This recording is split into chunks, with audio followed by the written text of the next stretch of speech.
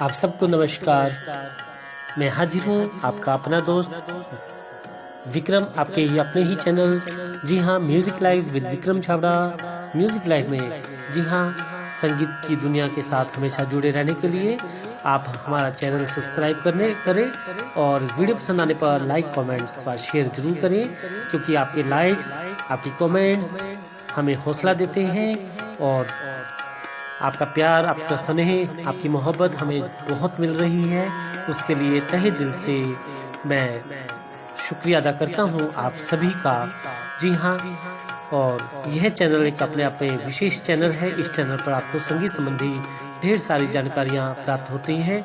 जी हाँ, यदि आप प्रारंभिक विद्यार्थी हैं तो भी आप इस चैनल के साथ जुड़े। यदि आपने अभी संगीत को सीखना प्रारंभ किया है, जानना प्रारंभ किया है, तो भी आपके लिए है। यदि आप कॉम्पिटिटिव एग्ज़ाम दे रहे हैं तो भी चैनल आपके साथ है।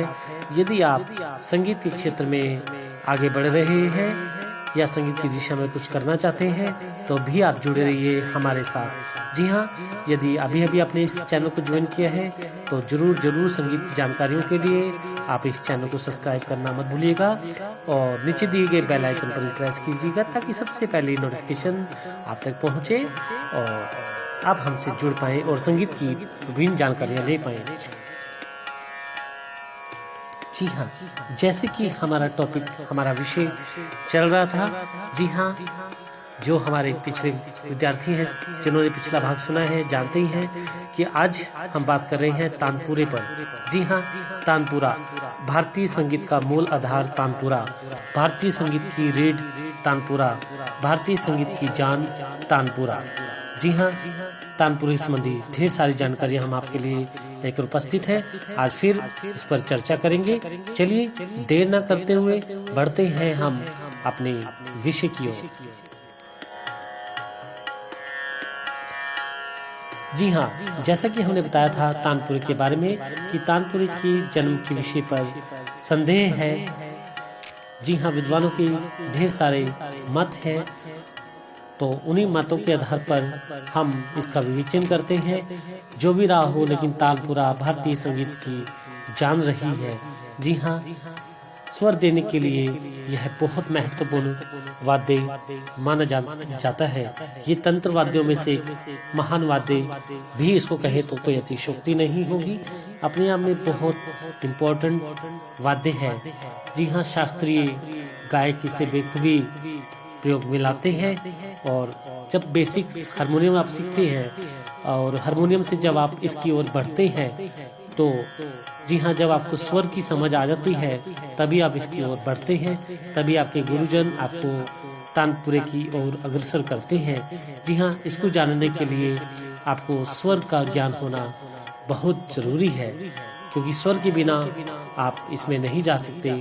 और यह आपको एक दिशा देता है, निर्देश देता है कि आप सही गा रहे हैं, सही निर्देशन अनुसार चल रहे हैं या नहीं चल रहे हैं। इसके साथ एक प्रकार की धुन छिड़ी रहती है। तो आज हम इसके जी हाँ विभिन्न अंगों के विषय पर चर्चा करेंगे आपसे। तो चलिए शुरू करते हैं।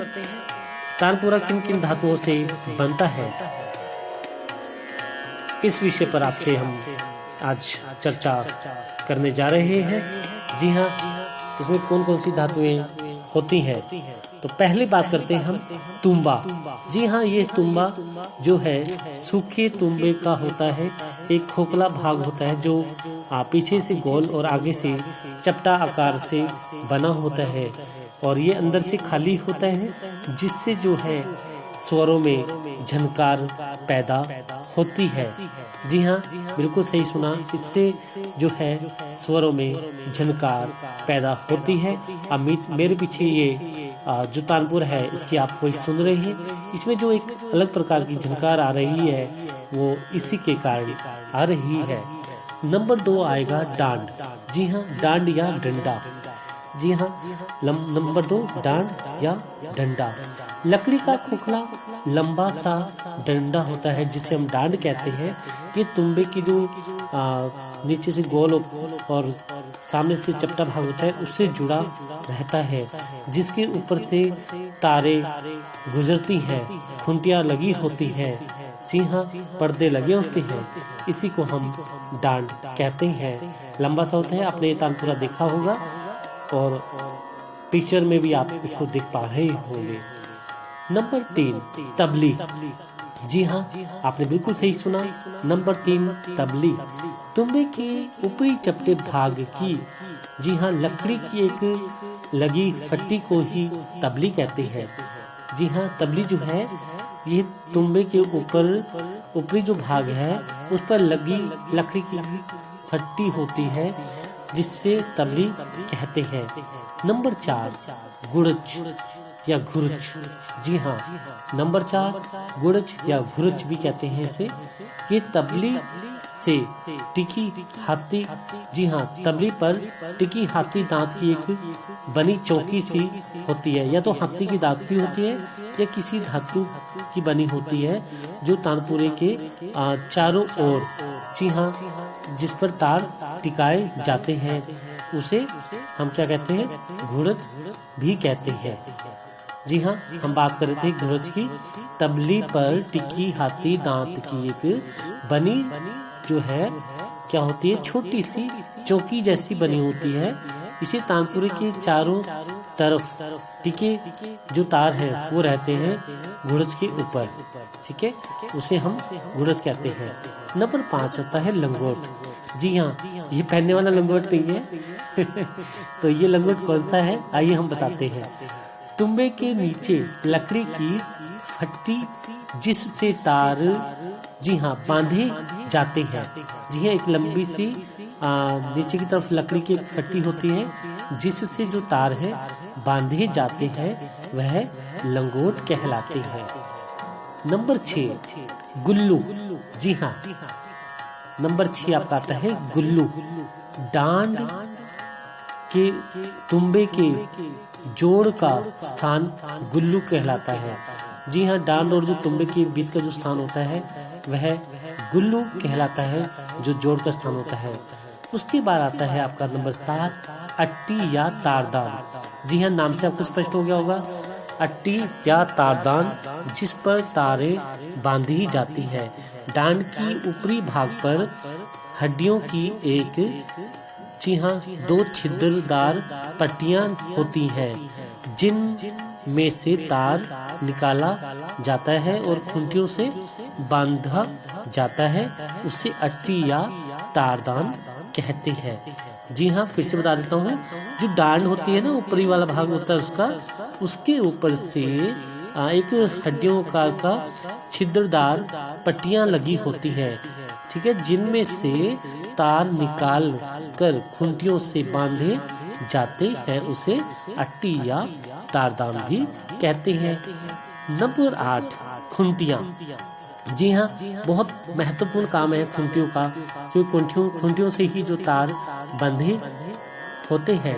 तानपुरे के चारों तार स्वर करने और, जी हाँ, संभालने के लिए डांड के ऊपरी सिरे पर लकड़ी की बनी खुंटियां लगाई जाती हैं। इन्हीं से जो है इनको कसा जाता है, तारों को मिलाया जाता है स्वरों से, और मिलान किया जाता है। जिस भी स्वर से आपको गाना होता है उसे खुंटियां कहते हैं। जी हाँ, फिर से मैं बता देता हूँ खुंटियों का क्या काम है। खुंटियां है ना, तानपुरे के चारों तार स्वर करने और संभालने के लिए डांड के ऊपरी सिरे पर लकड़ी की बनी खुंटियां लगी हो रहती हैं, ठीक है, उसी खुंटियां ही कहते हैं। नंबर 9 तारे। अब तारों की बात आ जाती है। वैसे तो विशेषकर 4 तारों वाला तानपुरा हमें देखने को मिलता है, ठीक है, लेकिन आजकल 5-6 तारों वाला तानपुरा भी हमें देखने को मिल जाता है। तो पहले हम यहाँ 4 तारों वाले तानपुरे की बात करें। इसमें 4 तारें होती हैं, ठीक है, जिनमें से पहला तार जो है मध्यम पंचम, और अगले 2 जोड़े के जो तार हैं, जो जोड़े के 2 तार हैं वो मध्य सा, और चौथा जो तार है वो मंदर तार से मिलाया जाता है। जी हाँ, इसको मिलाने का ढंग जो है, अगर किसी, वैसे तो देखिए किसी राग के अंदर, ठीक है, मां स्वर अगर वर्जित है ठीक है। अगर पा स्वर वर्जित है तो मा स्वर से मिलाया जाएगा तार, अगर मा स्वर वर्जित है तो पंचम से तार मिलेगा। और किसी राग में अगर आप कहेंगे सर कि कुछ राग ऐसे होते हैं जिनमें मा स्वर जो है वो तीव्र होता है, ये मैं उनके लिए बात कर रहा हूँ जो संगीत को थोड़ा बहुत जानते हैं। कुछ बच्चे कहेंगे कि सर इसमें तो जो मा स्वर है वो तीव्र है, तो उसमें हम तानपुरा कैसे मिलाएंगे? तो उसमें जो तानपुरा आप मिलाएंगे वो मा मध्यम से मिलाएंगे, ठीक है। और मा और पा में से एक स्वर जरूर रहता है, और कोई भी ऐसा राग नहीं है जिसमें दोनों स्वर ना लगे, ठीक है। अगर अपितु ऐसा हुआ तो हम निषाद से भी मिला सकते हैं। तो ये थी तारों की बात, और साथ साथ में आपको इसको मिलाने का जो ढंग है थोड़ा सा मैंने आपको वो भी बता दिया कि इसको हम पंचम स्वर से जो जोड़ी के दो तार हैं उसको सा से षड्ज से, और जो अगला तार है उसे मंद्र सा से मिलाते हैं, और इस मिलाने से सातों स्वर का ज्ञात आपको होता रहेगा। ऐसा लगेगा कि सातों स्वर आप आराम से इसमें गा पा रहे हैं, ठीक है।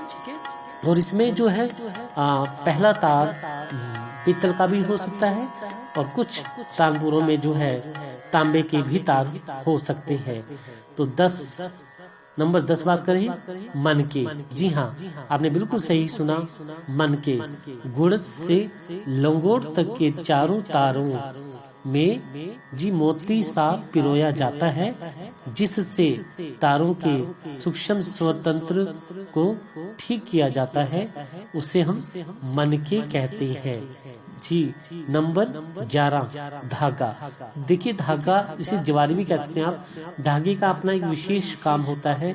धागे से जो स्वर है उनमें झनकार उत्पन्न होती है। जी हाँ, धागे से जो क्या होती है, झनकार उत्पन्न होती है।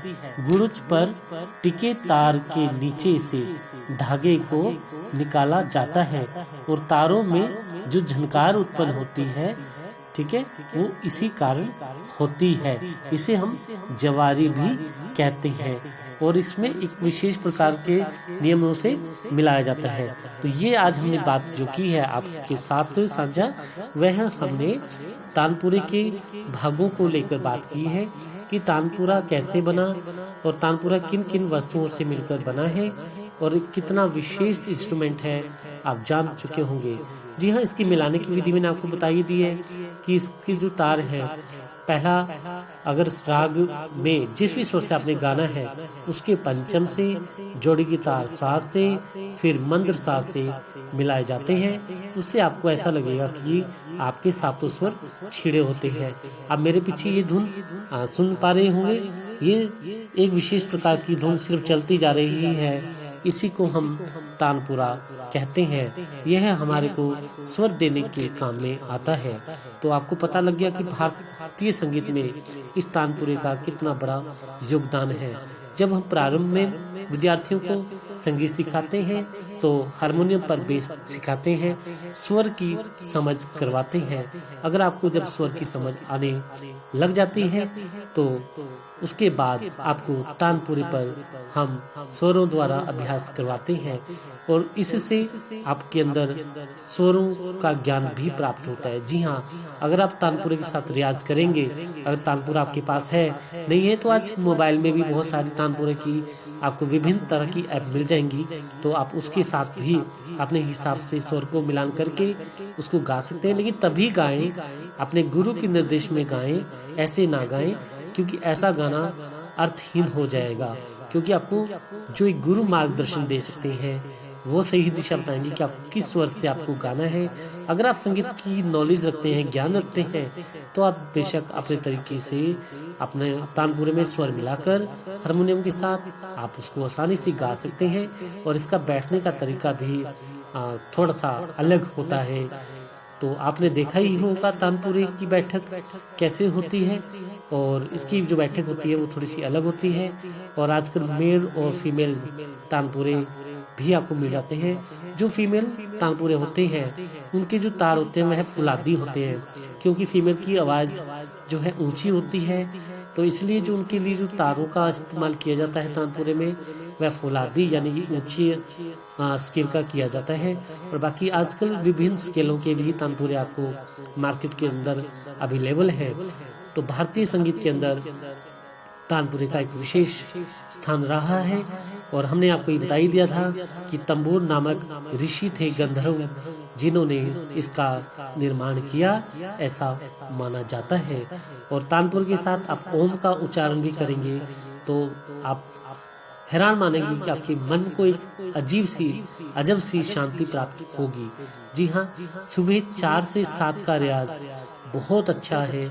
जो कई बार पूछते हैं कि रियाज हम कैसे करें, सुबह 4 से 7 के बजे के बीच में अगर आप रियाज करते हैं वो समय आपके लिए बहुत उपयुक्त है, क्योंकि फ्रेश गला होता है आपका और आप आसानी से रियाज कर सकते हैं। और मैं फिर से कहूँगा कि तानपुरे को आप तभी उपयोग में लाएं अगर आपने संगीत में थोड़ा सा ज्ञान प्राप्त किया हो और अपने गुरु के निर्देशानुसार आप उस पर अपना रियाज कायम करें। और तो देखिएगा आपका कंठ कितना सुरीला, कितना मधुरमय, और आपको स्वर ज्ञान की प्राप्ति होगी। और बहुत बहुत धन्यवाद आप सबका, इतना स्नेह आप लोग मुझे दे रहे हैं। ये सब आपके प्यार, आपकी प्रेरणा से मन में कुछ ना कुछ नया कर पाने की इच्छा होती है, और इसके द्वारा आप सब ज्ञान की प्राप्ति कर रहे हैं। ये जानकर मुझे बहुत बहुत खुशी हो रही है, और लगता है कि कहीं ना कहीं हमारी जो मेहनत है आपके लिए की गई वह आपको अच्छी लग रही है और आपको उससे काफ़ी सुविधा हो रही होगी। तो थैंक यू सो मच आप सभी का।